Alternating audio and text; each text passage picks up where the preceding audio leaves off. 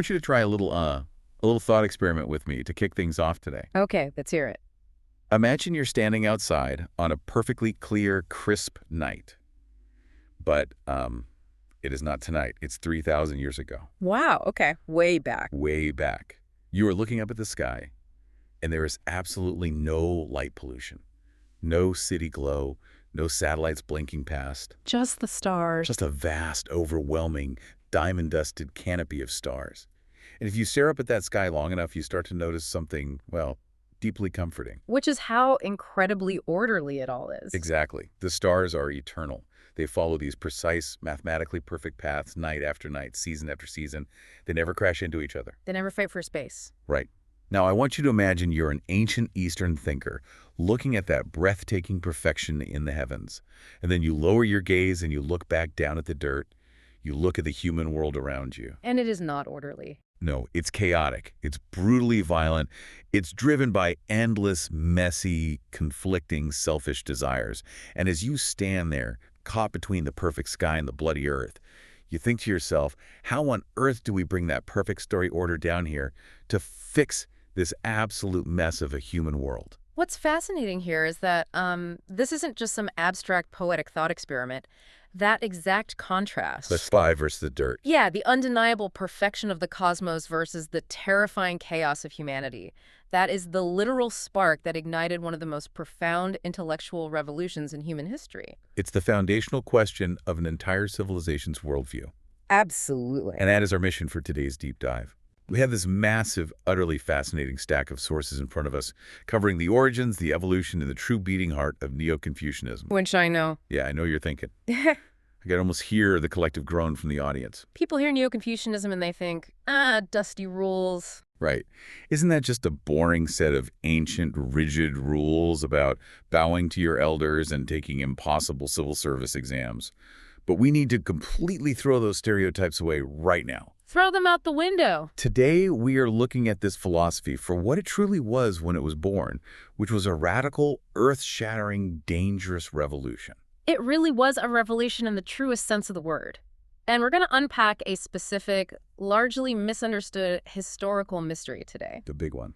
We're going to look at the exact moment when Eastern civilization essentially did the unthinkable. They looked up at an absolute omnipotent creator, God, a deity that was incredibly similar to the Western concept of an all-powerful God, and they fired him. They fired God. They literally relieved the silent God of his duties, dismantled the religious infrastructure built around him, and decided instead that the human inner conscience would become the ultimate standard for morality and law. Okay, we need to unpack this because that is a massive claim. Firing God is not something a society just does on a Tuesday. No, it takes centuries of trauma. Right. But before we get to the actual firing part, we need to address the elephant in the room.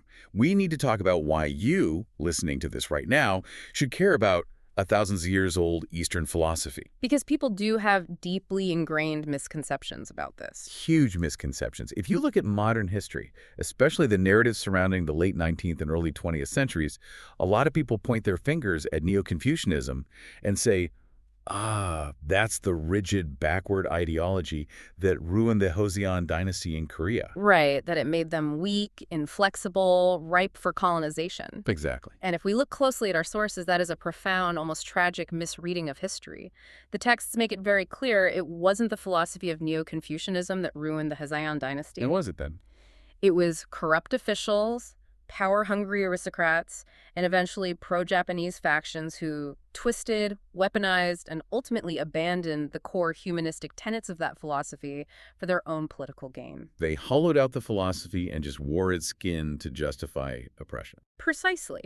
In fact, if we connect this to the bigger picture, Neo-Confucianism, when practiced properly, wasn't a force of stagnation. It was the ultimate societal stabilizing engine. The operating system of the state. Yeah, and I want you to really think about this.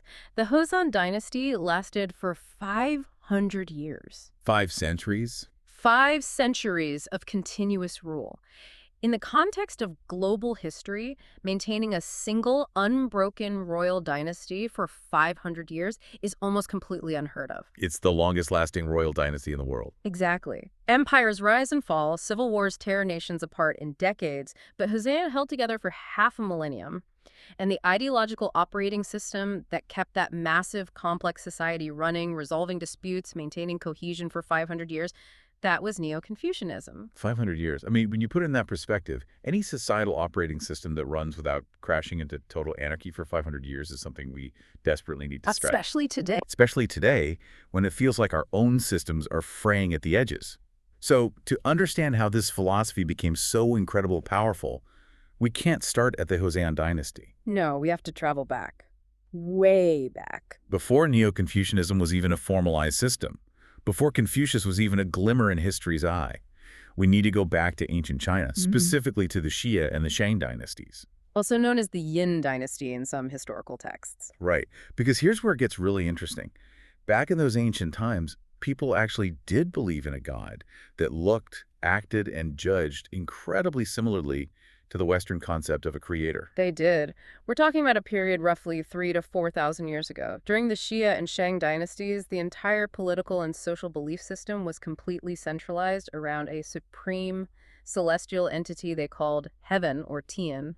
And it is vital that we don't think of this ancient concept of heaven as just an abstract empty sky or some vague natural force. Not at all. It was heavily personified. It was understood as an absolute creator, a personal watching God, and a terrifyingly strict moral judge. So we're talking about a deity that actively hands down commandments and punishes sinners. Exactly. This deity dictated what was known as the mandate of heaven. The ruler on earth only ruled because the supreme God in the sky explicitly permitted it. The parallels to the early Western Abrahamic concept of an omnipotent judging creator are striking. Heaven commanded the seasons, judged the morality of the kings, and decided the fate of nations. The fear of heaven's wrath was the absolute foundation of all law and order. Okay, so you have this all-powerful God in the sky running the entire show. It sounds like a pretty stable, straightforward system for keeping the masses in line. Why did it collapse so spectacularly? It collapsed because of one fatal logistical flaw, and it's a flaw that eventually brought the whole Bronze Age system crashing down in a wave of blood and revolution. What was the flaw? Heaven doesn't speak. God doesn't have a physical voice. This raises an important question, doesn't it? If the ultimate authority over your life, your harvest, and your nation's survival is completely, utterly silent, how do you actually know what it wants? You don't. You are literally just guessing. And human nature abhors a power vacuum. Right? If the ultimate boss isn't sending out memos, someone is going to step in and start writing the memos themselves. Precisely. And because God was silent, this massive, lucrative power vacuum opened up. Let me guess, this is where the priests step in. This is exactly where the priests step in. You suddenly have the rapid elevation of a whole specific class of people, the oracles, the high priests, the shamans. And their entire societal function is to claim that they, and they alone, possess the unique ability to translate the silence of God. They stepped into that vacuum and essentially told the kings and the peasants, heaven doesn't speak to you directly because you aren't holy enough, but heaven speaks to us. Wow. And once you successfully establish a monopoly on the voice of the absolute creator, you hold absolute, unchecked earthly power. It was an incredibly lucrative grift. These priests used that fabricated, unchallengeable authority to extract enormous, crippling wealth from the populace. They demanded free labor to build massive temples. They demanded the best cuts of the harvest. And most terrifyingly, they demanded human lives. This was an era of extensive human sacrifice dictated by priests who claimed heaven demanded blood to ensure a good harvest or a military victory. That is horrifying. But our source text has this incredible, highly dramatic historical anecdote about exactly how this priestly monopoly on God's voice started to violently fall apart. The occupational hazard of being a fake prophet. Exactly. So imagine you are a powerful king during this era. Your nation is dealing with border skirmishes and you're on the brink of launching a massive, costly war. But you can't just march out. You need the mandate of heaven. Right. So you go to your high priest, your oracle, and you ask the ultimate question. Ask heaven if we should attack our enemies. And the priest, who is likely receiving bribes, or has his own political faction he wants to appease, or maybe just wants the spoils of a victorious war, confidently looks at the king and says, I have communed with heaven. Heaven says yes. Go to war. March your armies out. You are divinely guaranteed a total victory. Exactly. So the king, filled with divine confidence, takes his entire army, marches out onto the battlefield, and gets absolutely humiliatingly crushed. He loses the war, his men are slaughtered, his kingdom is weakened. A total disaster. Total disaster. And suddenly, as he's retreating, the king has this massive paradigm-shifting aha moment. He does the math. He realizes, wait a minute, heaven is a perfect, infallible God. Heaven cannot be wrong. We lost the war, therefore heaven absolutely did not say we would win, which leaves only one logical conclusion. This priest is lying to me. He made it up. And in the ancient world, lying to the king, especially lying about the commands of God and causing the death of an army, only has one punishment. So the king marches back to his capital, completely disillusioned, and executes the high priest. He chops his head off. Which, as you said, creates an immediate, terrifying occupational hazard for the remaining priests. Suddenly, claiming to speak for a silent God is the deadliest job in the kingdom. If you guess right, you get rich. But if you guess wrong, you literally lose your head. So they had a massive problem.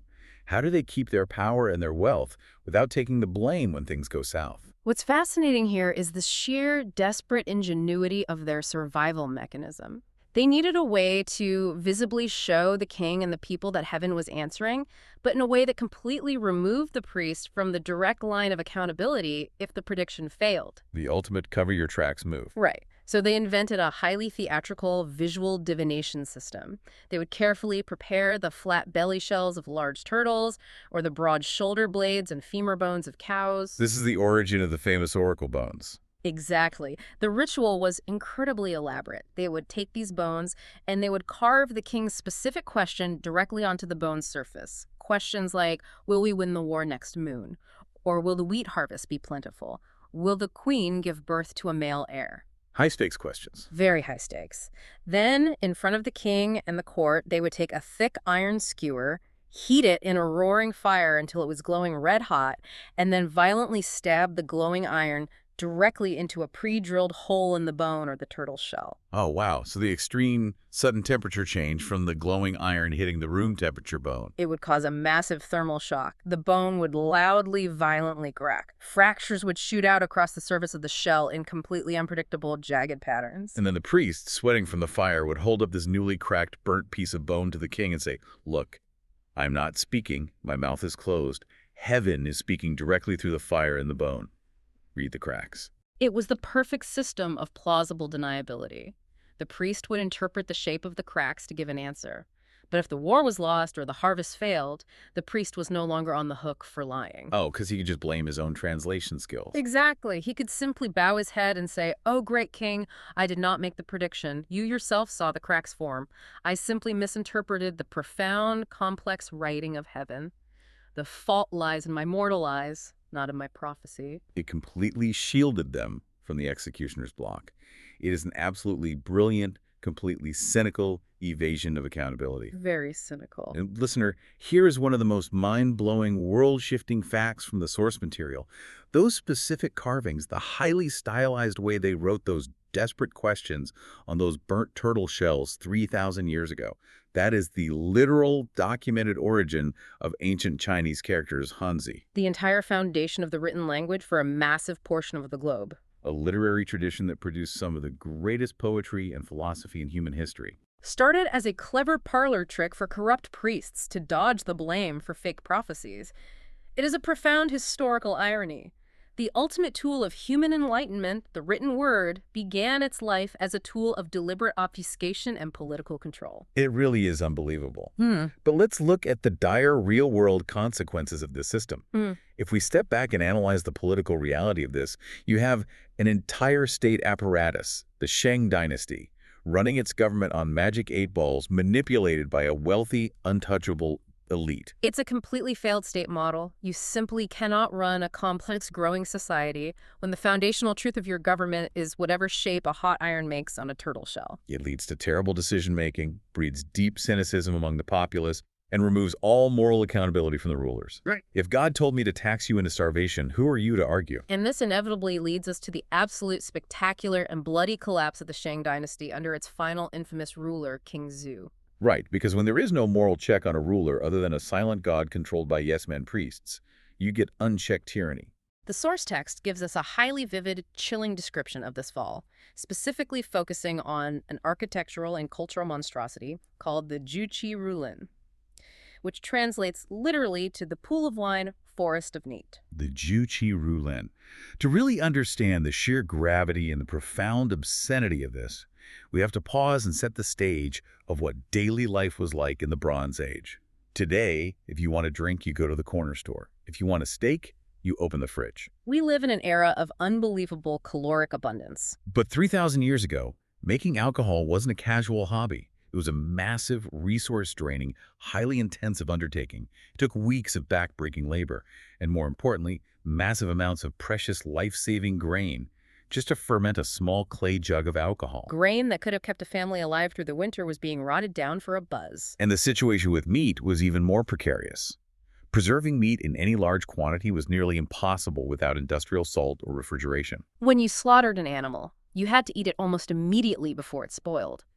Meat was a deeply rare luxury for the average person. The daily reality for 99% of the population was backbreaking agricultural labor just to survive. Scarcity was the defining feature of human existence. And against that brutal backdrop of constant grinding scarcity and starvation, King Zhu of Shang decides he wants to build a pleasure palace to entertain his favorite concubine, Daji. He didn't just throw a lavish banquet. No, he literally ordered his enslaved laborers to excavate a massive artificial lake in the palace grounds, and he commanded that it be filled entirely to the brim with this precious, labor-intensive, grain-wasting wine. You could literally paddle a canoe in it. A literal lake of wine. And then, around the shores of this wine pool, he had artificial trees constructed. From the branches of these trees, he commanded his servants to hang staggering quantities of freshly roasted meats, creating a sprawling forest of meat. The Juqi Rulen is the ultimate historical symbol of a civilization that has completely irreparably lost its moral compass. The sheer deliberate waste is staggering. It's a profound, violent insult to the starving commoners dying outside the palace walls. And the behavior that occurred inside this palace, the historical records describe it as a complete descent into animalistic debauchery. The text mentions that they abandoned all human etiquette. Yes, a literal regression to the basest, most primal instincts. The king and his courtiers engaged in massive naked orgies around the pool. They abandoned all social norms, all the rituals that separated humans from beasts. They would float on canoes in the wine, leaning over to drink directly from the pool like dogs. And they would wander through the trees, eating the hanging meat directly with their mouths, tearing at it with their teeth, completely discarding any chopsticks, knives, or human tools. It was a physical, grotesque manifestation of a society that had completely drained the literal blood, sweat, and resources of the commoners to fuel the unhinged desires of an untouchable elite. It's so gross. It is. But it makes such a perfect, devastating point. It's the ultimate, terrifying consequence of the silent God problem. If your entire moral universe is based on an invisible deity whose rules are whatever the corrupt priests and the tyrannical kings say they are, there's absolutely no mechanism to check their power. You can't appeal to reason. You can't appeal to human suffering because they just point to a cracked bone and say, God wills it. The fake prophets and the extreme, horrific moral decay of the Juqi Rulen proved beyond a shadow of a doubt that relying on this religious system was a dead end for human civilization. A revolution wasn't just a political likelihood. It was a biological and social inevitability. The peasant class simply couldn't survive another winter under this regime. And that inevitable revolution did come, violently and decisively. Which brings us to a massive turning point in human history, the Zhou Revolution. The Zhou Revolution. A coalition of forces led by the Zhou people rose up, marched on the capital, overthrew the deeply corrupt Shang dynasty, and established a new kingdom. King Zhou allegedly set fire to his own palace and burned to death wearing his most precious jewels. Wow. But this victory wasn't just a simple change in political management. The Zhou didn't just swap out the banners on the castle. This political revolution triggered what might be the greatest, most profound philosophical crisis in the history of the Eastern world. I can completely understand why. Let's put ourselves in the muddy shoes of a peasant during this exact historical moment. For centuries, your family has been told one fundamental truth. The Shang King rules over you because the absolute, eternal, perfect creator God, heaven, personally wants him to. That wasn't just a political theory. No, it was the indisputable, terrifying law of the universe. And suddenly, on a random Tuesday, a different army marches into your village, chops off the divine king's head, burns his meat forest to the ground, and says, hey everyone, we're the Zhou, and we're in charge now. Pay your taxes to us. It instantly shatters the entire ontological worldview of the average person. It pulls the cosmic rug out from under the entire civilization. Right. This event initiates a long period of instability known as the Spring and Autumn period, which eventually bleeds into the horrific centuries-long bloodbath of the Warring States period. And this era of political fragmentation, endless warfare, and social chaos becomes the crucible for what historians call the Hundred Schools of Thought. It is, without exaggeration, the absolute golden age of Eastern philosophy.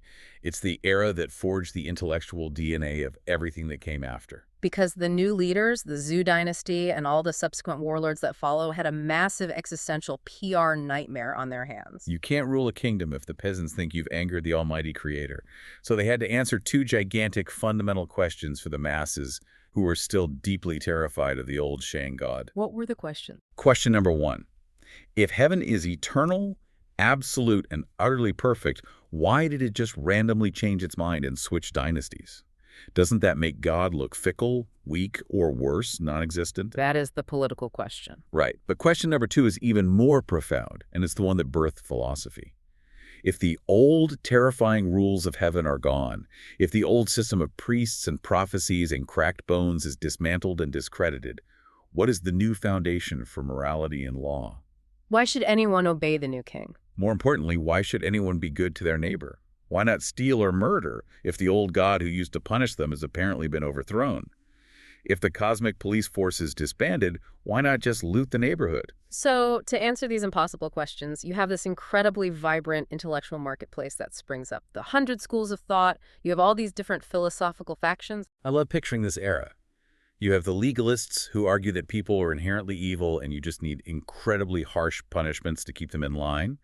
You have the Taoists, like Laozi, who argue you should just retreat into nature and ignore government entirely. You have the Mohists preaching universal love. They are basically all functioning like ancient startup founders. They're traveling from warring state to warring state, carrying scrolls, pitching their new moral operating systems to various local dukes and warlords. Essentially begging to be hired as prime ministers. Hire me, implement my philosophy, and I guarantee my system will make your kingdom rich, your army strong, and your peasants obedient. It was a highly competitive, cutthroat marketplace of ideas. Lives and entire nations hung in the balance of these philosophical debates.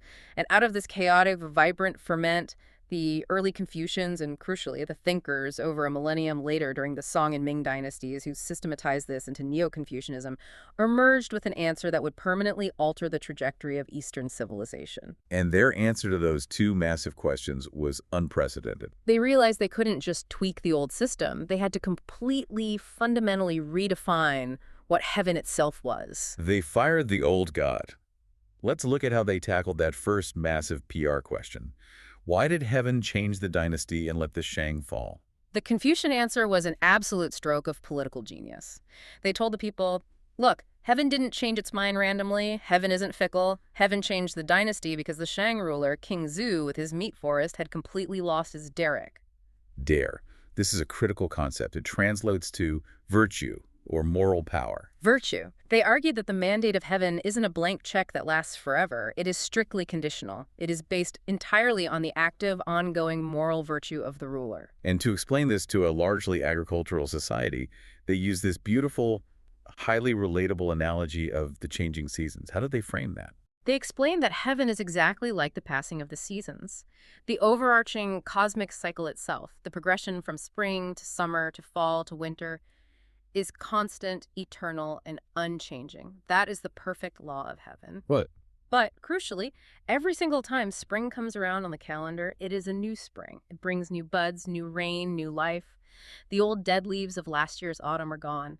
They argued that heaven brings constant, necessary renewal to human history, just as it does to nature. The rotting, decadent Shang dynasty was the dead, freezing winter. The Zhou dynasty was simply the new spring replacing it. The cycle is eternal, but the actors must be renewed when they rot. That is a masterstroke of theological framing. It completely preserves the absolute authority of heaven. Heaven is still in charge of the seasons, but it perfectly justifies the bloody political revolution. We didn't kill God's chosen king. God used us to sweep away the dead leaves. It's brilliant. But their answer to the second question is where the true, earth-shattering philosophical leap occurs. This is the core of our deep dive. The question of where morality comes from now. Yes. If the old God isn't throwing lightning bolts anymore, how did the Confucians and later Neo-Confucians answer that? Their answer was revolutionary. They argued that true morality does not come from a booming voice in the sky. It does not come from a burning bush. And it certainly doesn't come from a cracked turtle shell read by a corrupt priest. No. Morality, they declared, comes from human nature itself. This is the moment. This is the liberation. I am so deeply amazed by this concept every time I think about it. This was the exact historical moment when Eastern philosophy liberated humanity from the terrifying unpredictability of a silent, micromanaging God. They took the way of heaven, this incredibly abstract, distant cosmic order that was hoarded by the elites, and they conceptually pulled it down out of the clouds and planted it firmly inside the human chest as the way of humans. Beautiful. What's fascinating here is how methodically, logically, they dismantled the old, dangerous concept of a personal intervening God. They didn't become atheists in the modern sense. They redefined the concept of the divine into three new foundational principles. Building an impenetrable theological firewall. Exactly, so that no corrupt priest or tyrannical king could ever hijack the voice of God again to justify oppression. Okay, let's break down these three new principles because they are the core programming of this new societal operating system. How exactly did they redefine heaven to prevent a repeat of the Shang dynasty? They established three core tenets. Principle number one is creativeness. In the old Shang view, God might have been seen as an old man in the sky, a one-time creator who made the earth, set things up, and then just sat on a throne, issuing arbitrary orders and demanding sacrifices. The Neo-Confucian view completely rejected this. They redefined heaven not as a being, but as an ongoing, continuous, vibrant process of creation. Think back to the seasons analogy. It's not that heaven made the trees once upon a time. It's that heaven is the underlying generative principle that makes the trees bloom anew every single year. Creation isn't a completed event in the distant past. It is the constant buzzing, generative hum of the universe happening all around us right now. Okay, so God isn't a guy with a blueprint. God is the process of life itself. That is a huge shift. What is principle number two? Principle number two is autonomous. This is absolutely crucial for human liberation. The new understanding of heaven is that it is an autonomous force, which means, by extension, it granted humans autonomy. The cosmic order created humanity and imbued us with certain innate qualities, but crucially, it gave us free will. Heaven does not micromanage our daily actions. Heaven isn't looking down from a cloud, tallying up your minor sins in a ledger, and preparing to strike you with a plague because you didn't burn enough incense. Heaven set the grand stage, heaven provided the laws of physics and morality, and heaven gave you the script, but you have complete autonomy to choose how to act the play. Which is the ultimate defense against the priests. You can't claim God is personally whispering in your ear, telling you to take my money and my land, if God's official, universally recognized policy is, I don't micromanage human affairs. It strips the oracles of their entire job description. And that leads perfectly into principle number three, which seems to finalize the separation. Yes, principle number three is that the universe is parallel. Heaven, earth, and humans walk parallel paths. They each have their own specific, non-overlapping domains. Parallel paths. Heaven governs the macrocosmic laws, the movement of the stars, the changing of the seasons, the passage of time. Earth governs the physical and biological laws, the growth of crops, the flow of rivers, the tectonic shifting of mountains.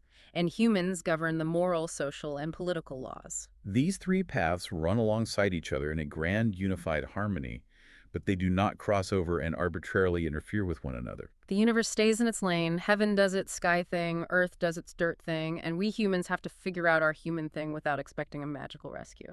And to really cement how deeply and practically they believe this, our source text shares this incredible, kind of hilarious story from a philosopher named Han Feitzi. Now, it's worth noting Han Feitzi was actually a legalist, a different school of thought than the strict Confucians. But his logic in this specific story perfectly captures this new, secularized mindset. It's a brilliant anecdote about a desperate rain dance during a famine. Right, so Han Feitzi sets the scene for his audience. There is a massive, prolonged drought. The rivers are drying up, the crops are withering in the fields, the people are panicking, and they are on the verge of a violent riot. So the emperor, trying to maintain order, steps out of his palace in his grandest, most elaborate ceremonial robes.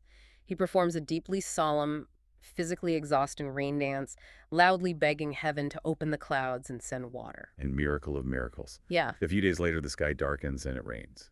And the general public, who are still somewhat clinging to the old magical thinking, are naturally overjoyed. They fall to their knees, they look at this event and say, "Praise the emperor, his divine dance worked, the gods in heaven are real, they heard his desperate pleas, and they personally intervened to save us." But Han Feisy, sitting over in the corner watching all this, just rolls his eyes and delivers what has to be the greatest, driest philosophical punchline of the ancient world. What does he say? He essentially tells his students, "Listen to me. It would have rained anyway. The meteorological conditions were simply right for rain." He states bluntly, the emperor did not change the weather. He just did the elaborate dance to calm the angry, panicking public until the weather eventually changed itself. It is so incredibly modern. He's basically acting like an ancient meteorologist. He is loudly saying, "Stop attributing cyclical weather patterns to the emotional mood of the gods." The rain falls because the atmospheric pressure changed. That is, Earth's parallel path. The emperor dances to manage the psychology and the fear of the uneducated masses. That is, the human parallel path. They're completely separate phenomena that just happen to overlap in time. The implications of this are monumental. If heaven is strictly parallel, if it absolutely doesn't intervene in our daily squabbles, and if the gods aren't dictating a convenient list of moral rules to us through burning turtle shells or booming voices, this raises the most important, terrifying question of all for humanity. Where exactly do our morals come from?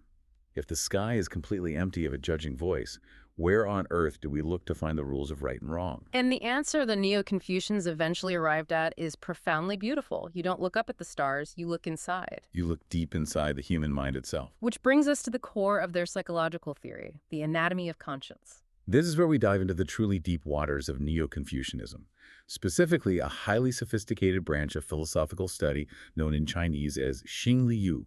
Which translates roughly to the study of human nature and universal principle. To answer that terrifying question of where morality comes from, these scholars acted almost like ancient cognitive psychologists.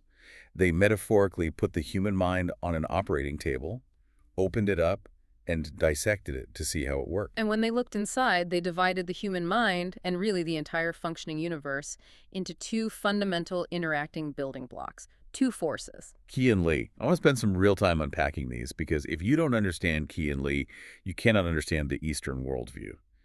So let's start with the first part of the mind. What exactly is Qi? Let's start with Qi. Qi is a term that gets thrown around a lot in pop culture, often translated simply as energy or life force. But in this specific philosophical context, it's better translated as material force, or the physical stuff of the universe. In the context of the dissected human mind, Qi represents our stark biological reality. It is our animal hardware. It manifests in our daily lives as what the philosophers categorized as the 5 desires and the 7 emotions. Right, the text explicitly lists these out. The 5 desires are the deeply ingrained biological drives.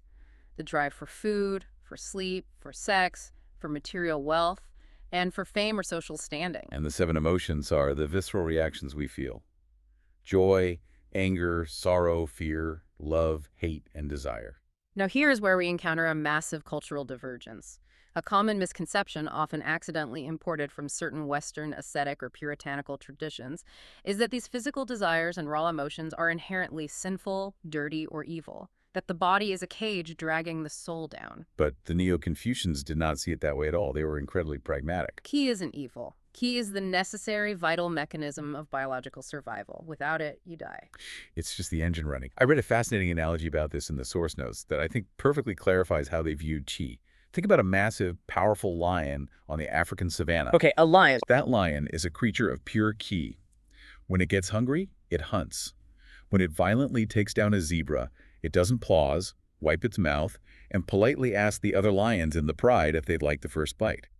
Its Qi, its overwhelming biological drive for self-preservation, demands that it gorge itself on that meat until its own stomach is completely distended and full. Only then, when its Qi is satiated, will it step back and let the weaker lions or the cubs eat the scraps. Exactly. That isn't evil. That is simply the biological imperative of a wild animal. And they recognize that that exact same biological imperative, that same qi, exists powerfully inside every single human being. If you are starving, your qi demands you find food, even if you have to steal it. If someone suddenly attacks you on a dark street, your immediate unthinking fear and your surging anger flares up entirely to keep you alive. It pumps adrenaline into your blood. It makes you fight back fiercely or run away fast. It is pure, necessary survival hardware. However, the philosophers made a critical distinction.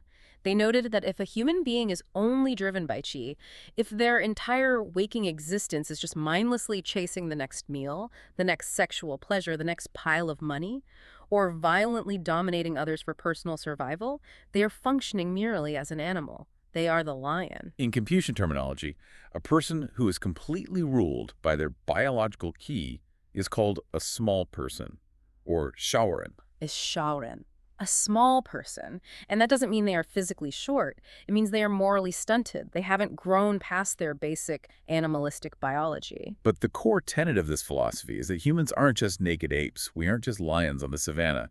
We have a second profound element inside us, and that is Li. Can you explain Li? Li is the absolute heart of the matter. Li is the universal principle. It's the cosmic order. Do you remember that perfect, orderly, starry night sky we talked about at the very beginning of the episode? The stars that never crash, the seasons that always arrive on time. Yes. Li is that exact, perfect cosmic order, but folded up, compressed, and placed directly into the center of the human heart. It is the piece of the universe's perfection that lives inside you. So going back to our hunting analogy to contrast with the lion, if a human hunter living in an ancient tribe goes out and manages to catch a deer, what do? Unlike the lion, a human who is actively listening to their lie will not just gorge themselves in the forest. They will carry that heavy meat all the way back to the camp. They will build a fire. They will deliberately feed the young children first. They will feed the frail elders who can no longer hunt for themselves. They will share it, even if their own stomach is growling. That profound impulse to share, to voluntarily suppress your own biological gluttony in order to prioritize the survival and harmony of the group, that is not animal survival. Evolutionarily, it's almost counterintuitive. That impulse is Li. That is the perfect universal order physically expressing itself through a human action. It is a beautiful way to frame it.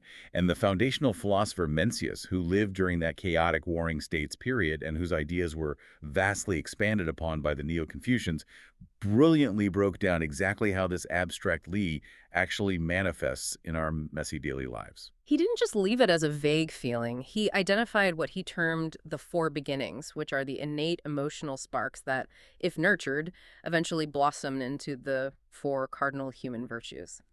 In Chinese, these are known as Ren, Yi, Li, and Zi. Let's examine these carefully because they form the absolute bedrock cornerstone of Eastern morality. Let's absolutely do it. The first virtue is Ren. What is the beginning of Ren? Ren is most often translated into English as benevolence, compassion, or simply human-heartedness. But Mencius was very specific. He defined its innate beginning as the sudden, unthinking feeling of pity or empathy. He used a famous thought experiment, didn't he? He did. Imagine you are walking near a village, and you suddenly see a toddler crawling toward the edge of an open, deep stone well. In that split second, you do not pause to calculate the cost-benefit analysis of saving the child. You don't wonder if the child's parents will pay you a reward. You experience an immediate, visceral, almost painful jolt of alarm and distress in your chest. That involuntary pang of empathy, that inability to bear the suffering of another, that is the spark of Ren inside you. It's the biological proof that you're fundamentally connected to the pain of others. You can't turn it off. Okay, the second virtue is Yi. And reading through the source material, I found this one to be incredibly fascinating and deeply relevant. Yi is typically translated as righteousness or justice, but its psychological root is highly complex. Mencius stated that the beginning of Yi is the dual feeling of profound shame for one's own moral faults, and crucially, the feeling of fierce indignation or anger at the wrongdoings and injustices committed by others. I really want to pause on that specific point because it feels so incredibly urgent today. Righteous anger is explicitly categorized as a fundamental virtue. The source text specifically notes that if you lack anger when you witness an injustice, if you see someone being actively abused on the street, or if you see a corporation stealing from the poor and you just shrug your shoulders, feel absolutely nothing and walk away, you aren't just being chill or neutral. You are literally lacking humanity. You are missing your Yi. Complete apathy in the face of evil is categorized as a catastrophic failure of human nature. It is a profound, demanding point. A truly moral person must possess the capacity to feel burning shame when they lie or cheat, and they must possess a fierce protective anger when they see the system crushing the vulnerable. That specific type of anger isn't key animal rage, it is Li. It is the necessary engine of all moral progress and social reform. Without E, evil operates unchecked. I absolutely love that framing. Anger as a tool for justice. Okay, moving on to the third virtue, lei. And just a quick note for the listener, this is a different Chinese character and a different concept than the lai that means universal principle. This lai means propriety, courtesy, or ritual. Yes, it's a homophone in English but distinct in concept. The beginning of this lie is the internal feeling of deference, respect, and yielding. It is the civilized capacity to willingly step back and let someone else go first, to suppress the ego. And there's a truly beautiful linguistic detail in the source text here regarding this concept. It points out that the traditional Chinese character for goodness or virtue is literally visually composed of two older symbols, one depicting a sheep and one depicting words or mouths. It represents the act of dividing a single sheep to feed many different mouths. Dividing the sheep. That is so grounding. Goodness isn't some abstract prayer you mumble in a temple. It is the physical, tangible act of sharing your limited resources. It's the hunter bringing the deer meat back to the camp and handing it out. Propriety is recognizing that other people have a right to exist and eat too. Precisely. It is social friction reduced by mutual respect. And finally, we have the fourth virtue, which is Z. Z translates to wisdom. Its innate beginning is the internal, intuitive sense of right and wrong. It is the intellectual ability to look at a complex situation and accurately judge true from false, good from bad. And this is vital, because without Z, your other virtues can become dangerous. Without wisdom, your compassion might be misguided and enable bad behavior.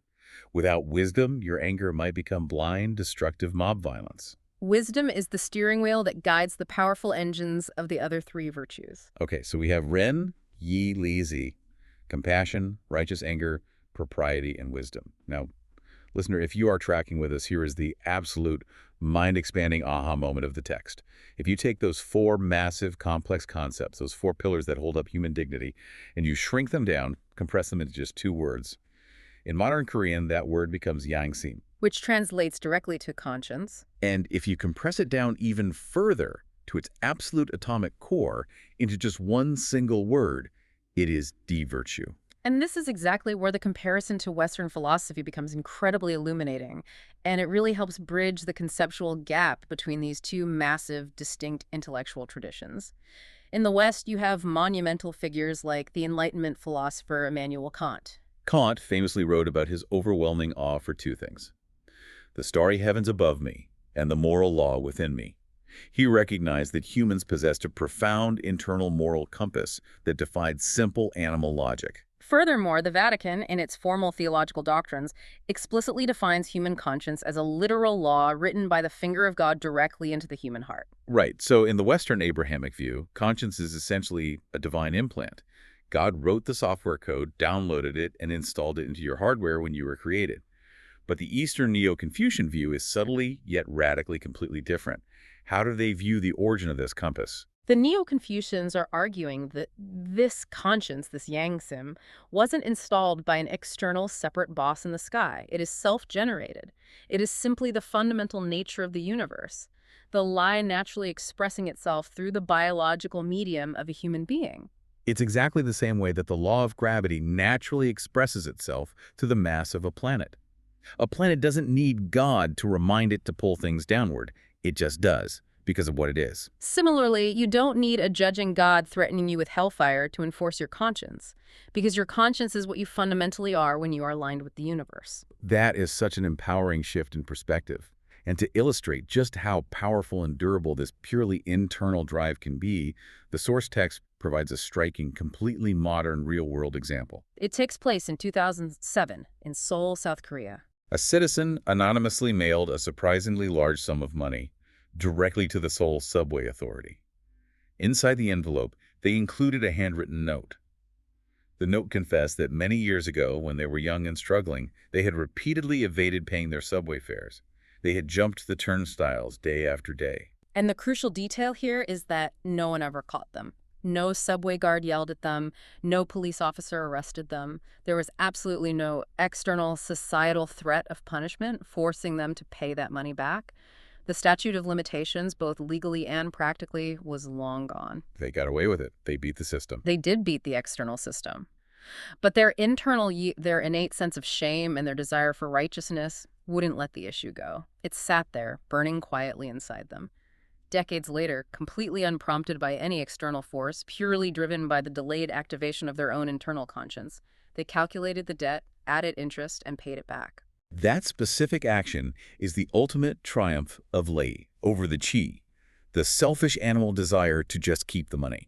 It is the definitive modern proof that the moral compass functions perfectly well without an external god watching you on a cosmic security camera. That is such a powerful, moving story about human potential, but it immediately leads my brain to a very massive, very practical problem. Which is? Okay, so in theory, we all have this beautiful, flawless, starry compass embedded inside us. We all possess the dormant seeds of Ren, Yi, Li, and Zi. But all you have to do is open a history book, or honestly, just look at the morning news to see that clearly not everyone is listening to their compass. A terrifying number of people in the world are just acting exactly like the hungry lion on the savannah. They are pure qi. So possessing this internal conscience is one thing. But how on earth do we activate it in a population? How do we ensure it actually scales up to build a functioning, peaceful society and not just a few isolated good deeds? That is the ultimate pragmatic question, and it brings us to the application of the philosophy, education, architecture, and the massive project of building heaven on earth. The Confucians were not naive idealists. They were seasoned political realists. They knew perfectly well that Ren, Yi, Linzi do not just magically blossom on their own without effort. The seeds of goodness are planted in every human, yes. But if you don't actively water them, if you don't carefully cultivate the soil, the aggressive, fast-growing weeds of selfish qi will quickly choke them out. Therefore, the essential activation mechanism, the water, the sunlight, the fertilizer for the human soul, is education. And this realization leads to the second massive quiet revolution of the ancient Eastern world. Now, everyone listening to this knows the name Confucius, but we so often strip him of his historical context and forget how insanely, dangerously radical he was in his own time. To cultivate this morality, Confucius created a school. And over his lifetime, he eventually amassed something like 3,000 students. But this wasn't an exclusive boarding school for the sons of wealthy warlords or royal princes. No, it was essentially the world's first open academy. We have to remember the context. This was a strictly rigid, deeply hierarchical, blood-based class society. Knowledge, literacy, and the rituals of statecraft were jealously hoarded by the aristocracy as literal tools of oppression. The nobles believed only they had the divine right to rule. Confucius shattered that paradigm. He stood up and said, "Anyone can learn the way of heaven."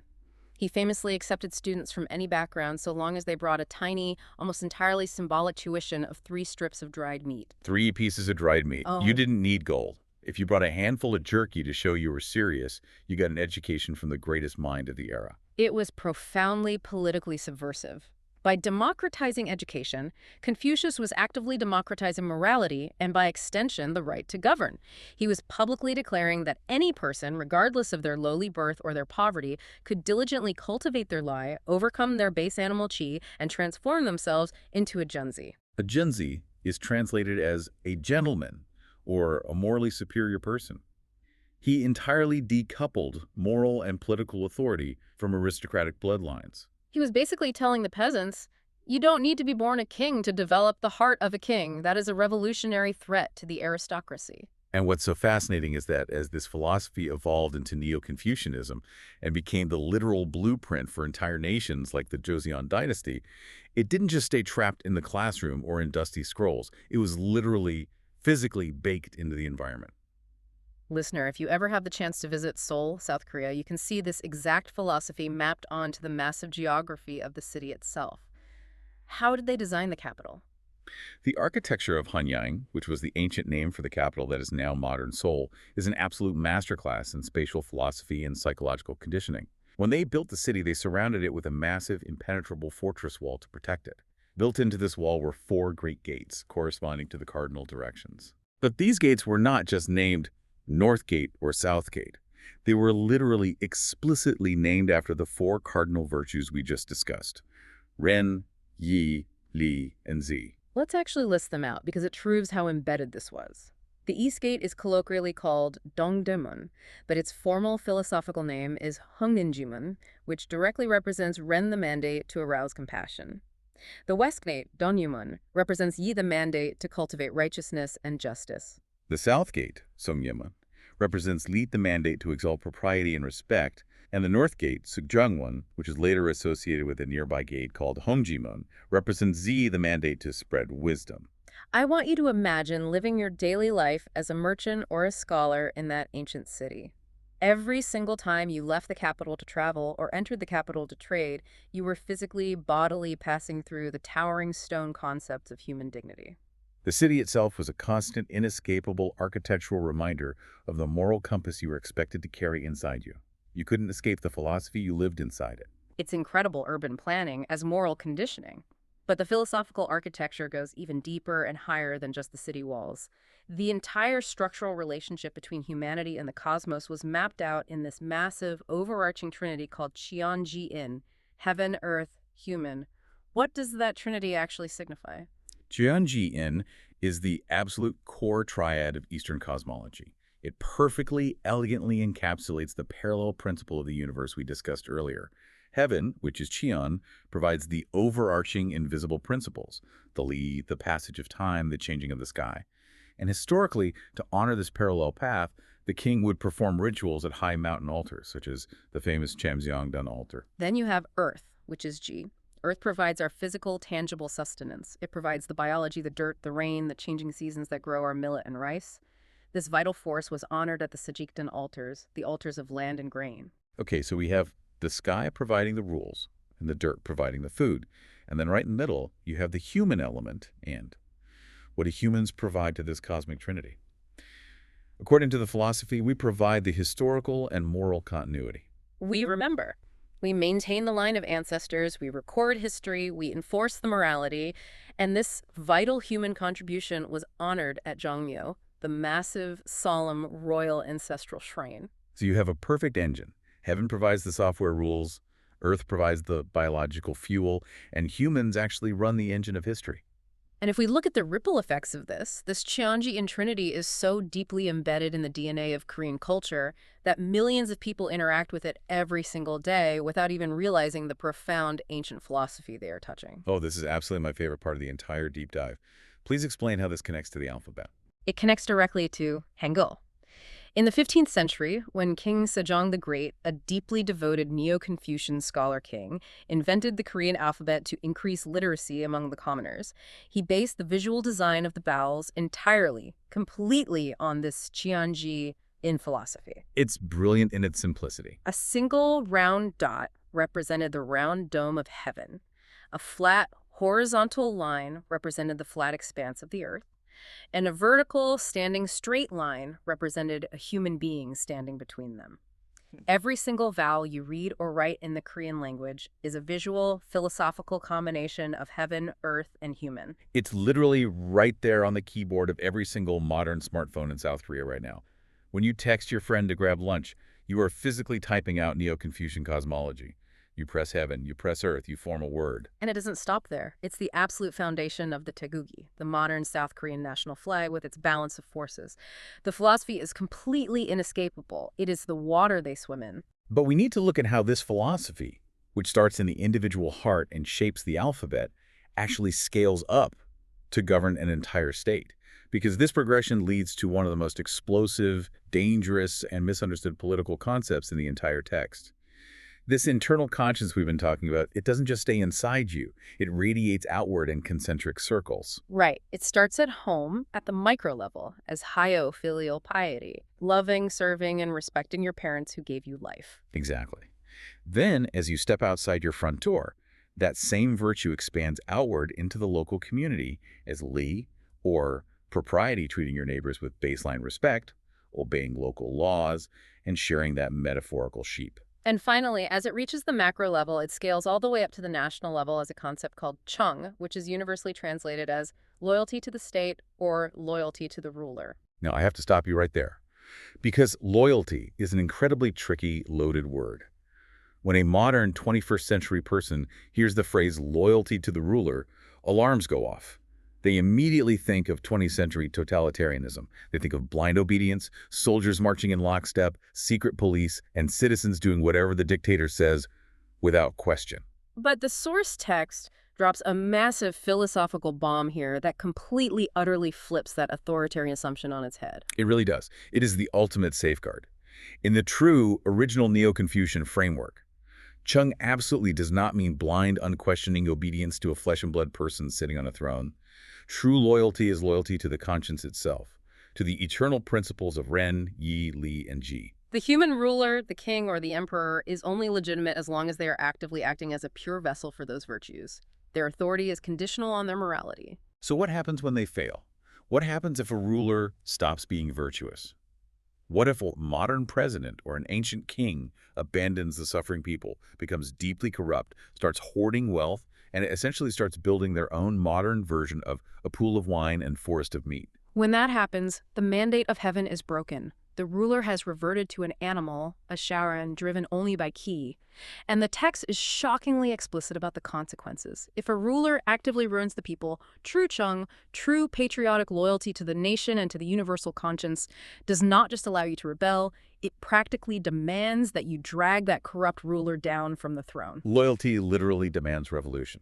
I have chills every time I think about the implications of that. If the king acts like an animal, the most loyal, patriotic thing a citizen can do is overthrow him to restore human dignity to the nation. It is the ultimate anti-tyranny clause built right into the beating heart of the system. You obey the office, not the corrupt man in it. It is a profound structural check on absolute power. And it's all rooted in the fundamental idea that our ultimate duty, our highest calling, is to maintain the moral order of this world right here, right now. We aren't waiting for a savior. Which brings us to the final, incredibly fascinating aspect of this philosophy. Because they fired the micromanaging creator god, they also had to fundamentally, radically alter the concept of the afterlife. Yes. Let's talk about the afterlife, or rather, the distinct lack thereof. There is this absolutely great story in the text about Confucius's disciples constantly, annoyingly pestering him about death. They were just like us, right? Human beings are terrified of mortality. They wanted to know the details. They kept asking, hey, master, what exactly happens when we die? Do we go to a heaven in the clouds? Is there a fiery hell for the bad guys? What are the ghosts doing? And Confucius, who was notoriously grounded and fiercely practical, gets incredibly annoyed with their constant questioning. He essentially snaps at them and says, listen to me. I do not even understand the complexities of life yet. How on earth can I possibly understand death? I do not even know how to properly morally serve living, breathing human beings who are suffering right in front of me. Why are you constantly asking me how to serve invisible ghosts? Heaven doesn't speak.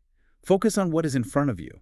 He basically says, stop worrying about ghosts and start fixing the corrupt local government. He just shut the whole metaphysical conversation down completely. He did, and for a very specific reason. Because in this Neo-Confucian worldview, the ultimate goal of human existence isn't to endure a miserable, impoverished, depressed life on Earth, just so you can get a golden ticket to a paradise in the clouds after you die.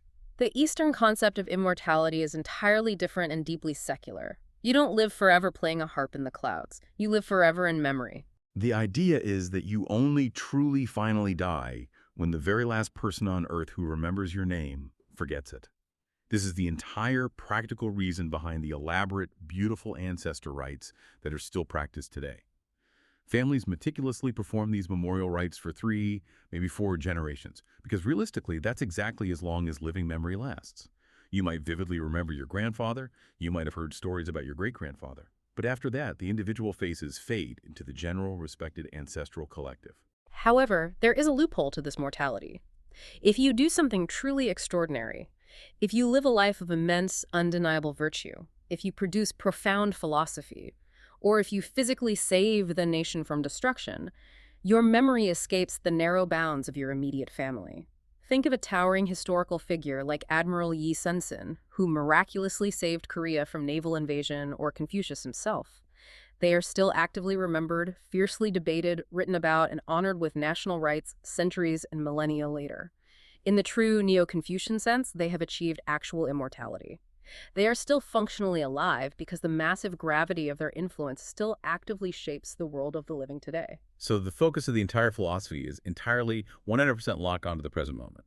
The goal is a concept the text refers to as one wu yuan. One way you want one. It's a beautiful phrase. It translates roughly to the mutual thriving of all things. It's the ultimate grounded utopian vision. It's not about escaping to a heaven after death. It is about doing the grueling daily work of creating a world right now, on this earth, where all humans, all animals, all living creatures can live the full lives they desire, free from tyranny, free from artificial starvation, actively helping one another based on that internal compass.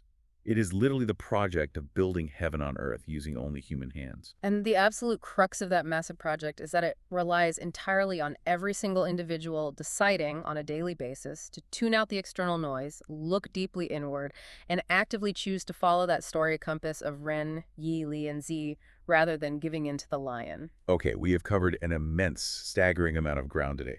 Let's try to synthesize this massive journey. We started 3,000 years ago in a terrified, impoverished society. A society completely paralyzed by corrupt fake prophets reading burnt turtle bones and a silent, terrifying God who supposedly demanded endless human blood, all while the kings bathed in literal pools of wine. And we traced the incredible, courageous intellectual revolution that completely dismantled that terror.